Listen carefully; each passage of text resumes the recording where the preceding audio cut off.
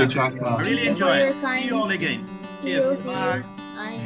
So to continue, I've been receiving a lot of questions, right? So there's even one question that says, what if the HR, okay, so any panelists can answer this one. What if the HR person is the one committing actions that are not appropriate in the organization? So what advice you can give? So what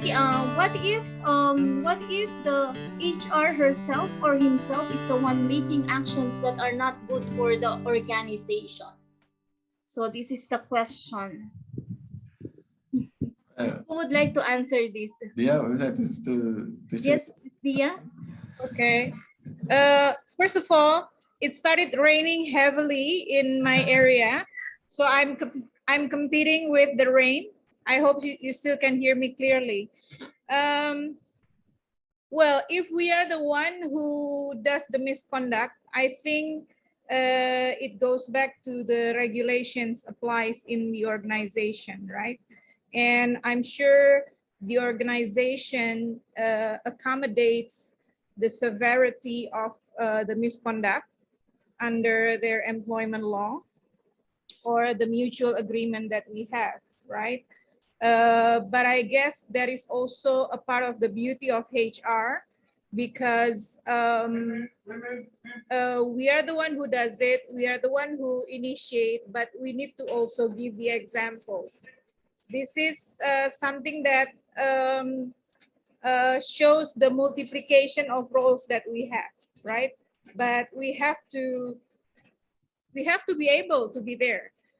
Yeah, because it is our commitment, it is our choice. So we just need to commit fully on that. Right? So I guess that's my answer. Thank you, Miss Dia. So I hope the person who answered get the answer she's looking for. Exactly. Right? Actually, there's a lot of question here. So there's another question that says that if you got an award already, are you required to get another recognition? And then in doing so, what are your advice, okay, to HR practitioners joining us or listening to us or watching us right now, right? So in order for us, because I'm pretty sure a lot of us are inspired to follow your footsteps, to follow your journey in getting those awards, right? So what advice you can give them? So anyone can answer? Mr. Lee, from Mr. Chan Lee. Yeah, I think for as HR practitioner, I think always be adaptive, flexible, and agile. This is the first things. Also, if you talk about the award-winning, yeah, I think is really look, because there are so many awards every year. So look, get the one really can really help your company and your team, and focus. But as what Thea said in the beginning, this is the icing of the cake. What is more important is we're really doing what we as an HR to support our business, support our people. So I would say that understand their need, understand their challenges. So and what we will be doing is really can help them. Can they will know it. So being a award winner actually is a confirmation from the employees telling you are doing the right thing. I agree. This is very, very inspirational actually and motivating, right? So probably a lot of us are thinking over our head now about what you just said, right? So what about you, Mr. Sul? Do you have anything to share? Actually, I'm receiving a lot of questions in the chat box. So if it's okay, Okay. so I can just read Okay. one, so probably two, because there's a very interesting question here. It says like asked by Eunice. So question, what if higher management set the SOP, but that the management himself or herself was the one who break the SOP that he created or she created. So what is the what enforcement should we expect from that? So would you like to answer this? Yeah, I think actually then there's now even if the HR or the management breaks the rule, then of course somehow later there must be walk the talk, because even management, even HR, once you set the rules SOP, then and it's being endorsed by the management, then everybody must follow. With your employee, with your management, there's no exception to the rules, because otherwise don't make it the rule. In fact, if the management breaks the not to say the company rule, but the rules set by the the authority, then it's even worse. So he or she must be advised, and as HR, we have to advise them, but not, of course, not in public, but we have to, A heart-to-heart talk. Yeah, A heart-to-heart talk, right? Yeah, exactly. So give advice as an HR, do a heart-to-heart talk. Yeah. Because it usually, actually, in some companies it happens, right? Sometimes those who are creating the rule is the first breaker of the rule, right? So anyway, another question actually, because it still relates in mental health, but I think because your journey, you have reached awards in this year, 2021, 2020, 2020, 2019, right? And then this year are like the pandemic year. So everyone has a lot of challenges, having mental issues, mental health issues, negative. So the question would relate like, so what is the most challenging battle in managing your employee negative mindset, right? So because usually when working or in your journey, I remember John Lee saying communication, and then Jacker mentioned like being together as a team, right? Collaboration. So how would you instill communication and collaboration and making sure that all those negative mindset due to COVID, okay, well-being, mental well-being, are being addressed to in order to succeed in your journey? May I answer? Yes, Yeah. please, Dia. Okay. Particularly in our organization, we focus on three strengths of health. One is mentally strength, and then physically strong and financially strong. Sorry. So in maintaining a mental strength, yeah, we communicate to our employees in different ways.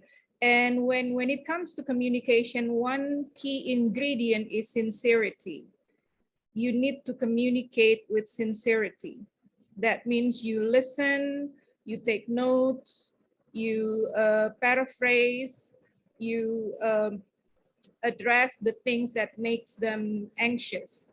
And then secondly, sometimes the communication needs to be escalated to the people that is expert clinically, right? That is why in our organization, we also provide what we call employee assistant program, where employees can talk to psychologists and they can talk to them about anything that they want, because sometimes they want to have this confidential. We can be helpful in HR. The management can be very nice, but there are some people who don't want this to be shared, right? So we provide that kind of assistance. And then thirdly, in terms of maintaining the mental health, we keep sending positive messages through many various lines of communications or channels of communications, because communication cannot be only one time. It has to be multiple, it has to be different ways and creative ways. Especially in my organization, we have 70% of millennial and Y together generations. So we need to communicate differently. Okay, secondly, on physical health, we provide also some clubs, although it is still limited because of the pandemic. We still fund some, for example, bicycling club, you know, running club. And then I remember we had a Zumba weekly during the pandemic, so we still can maintain the physical health, right? And then what about the financial health? As a financial institution, we need to be leading examples for our community, right? We also provide this in our employee assistance program, but we also have our internal speakers to speak about how we manage our financial situation during the pandemic.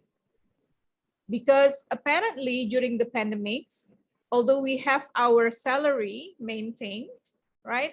Apparently the need of food is increasing. So people start ordering food online, and then suddenly they eat a lot more, because that's also the effect of the anxiety, right? People try to shop more because they are missing going out to the mall and buying something. So online shopping becomes very popular. So this is something that we address too. Make sure that the division of the financial management is balanced. Yeah, we keep reminding employees that the loan cannot be more than 30% of your salary.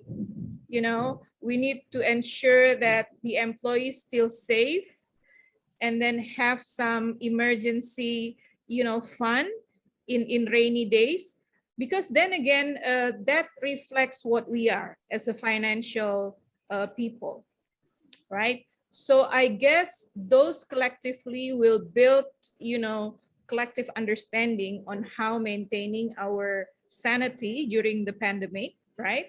And then at the same time, the communication should be top down too, and upwards too. So we provide so many forums where senior management speak to their employees, but at the same time, employees also speak to us to share their experiences during the pandemic, even share their skills so we can learn together. So I guess that's my answer on this question, Marie. You're muted, Mary. Sorry. Thank you, Miss Dia. I hope that Miss Dia provided the answer you're looking for. And if you want more answers on mental wellness, please do join Asia HR Women's Club. We have a total wellness and mental health 24 hours. Just to remind everyone. Anyway, we are almost 1.5 hours in session, so I'll have 2 more questions and then we can closing. So in 10 seconds, right? So what is your motto in life that made you successful? I'm pretty sure a lot of us would like to hear this. What makes you successful and lead you to where at you at now? So can we start with Mr. John Lee? Okay. I would not say I'm successful, but I do have achievement in my life. And if talking about motto, I would say that being in different types of company, from local to multinational, and also from local HR roles to regional and also now global roles. I'm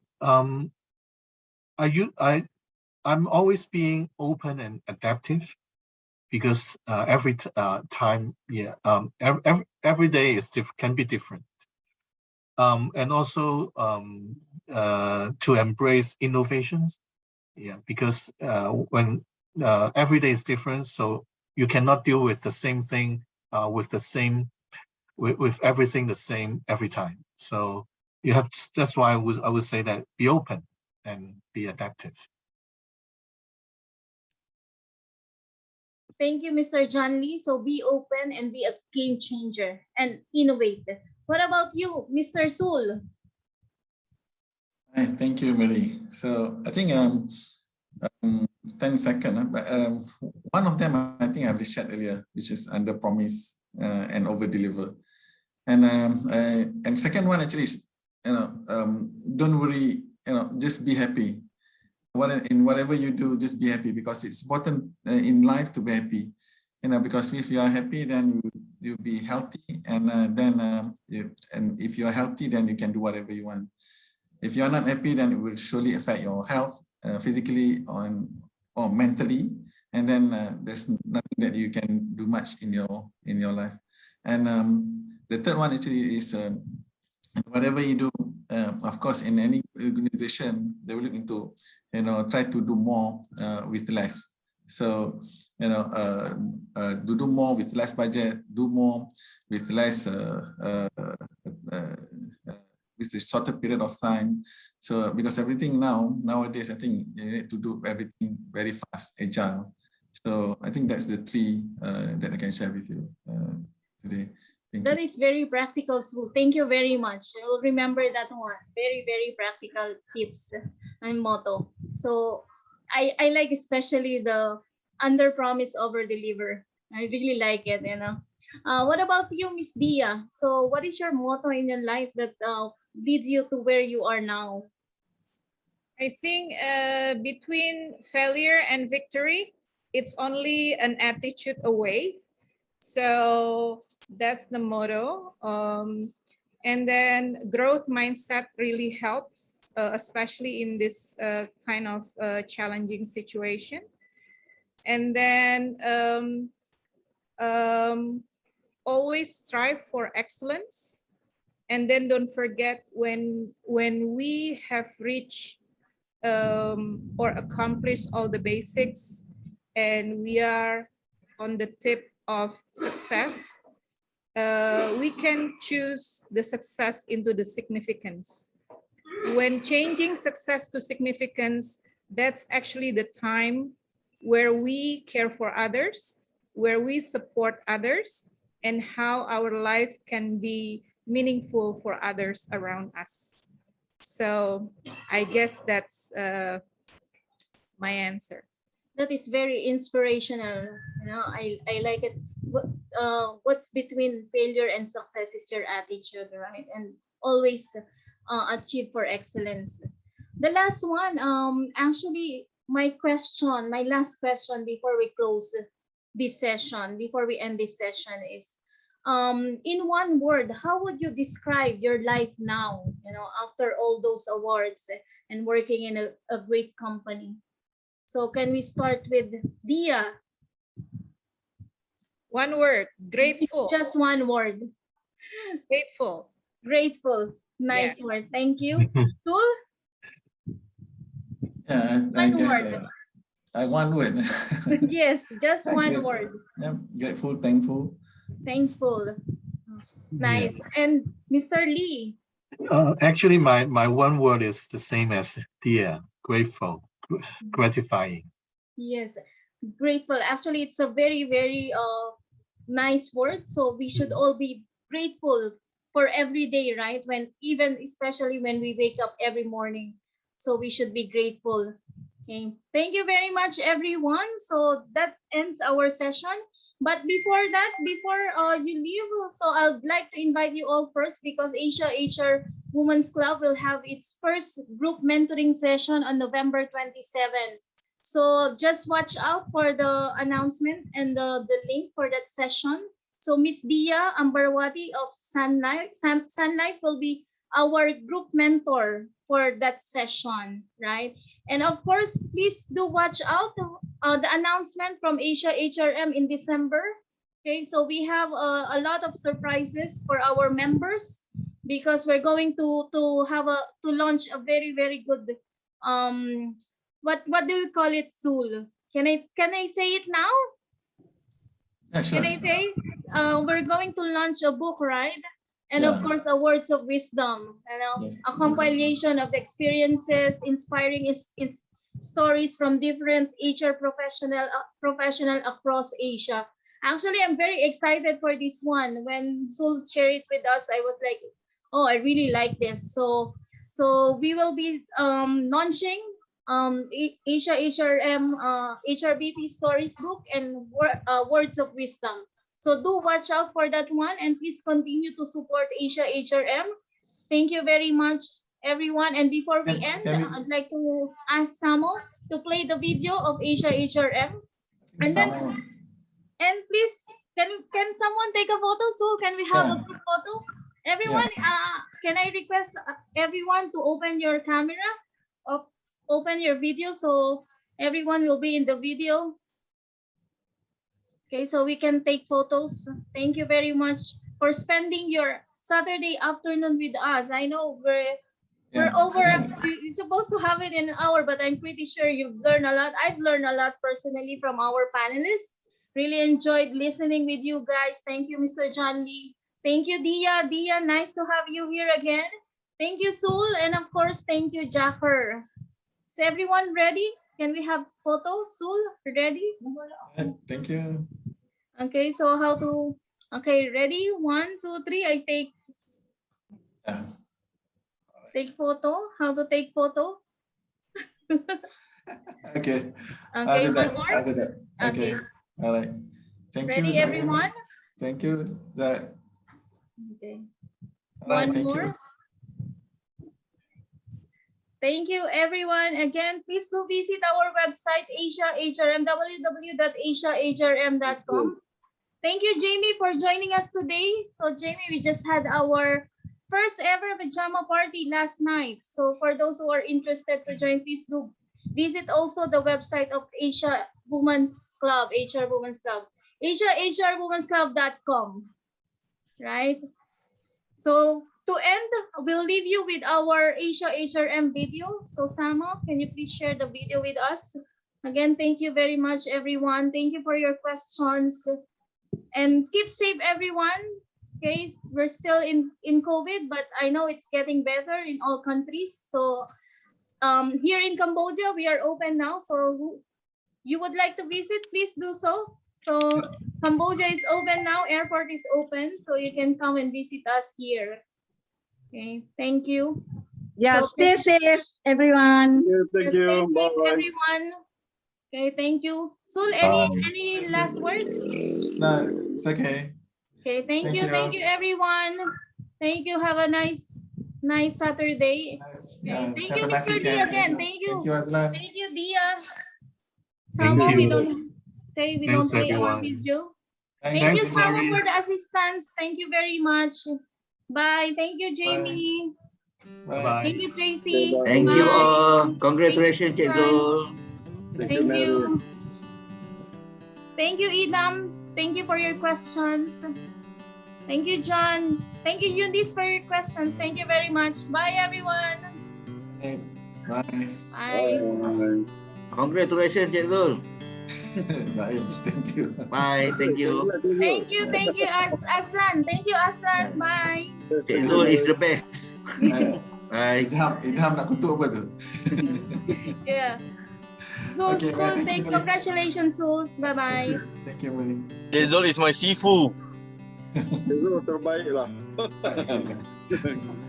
Assalamualaikum.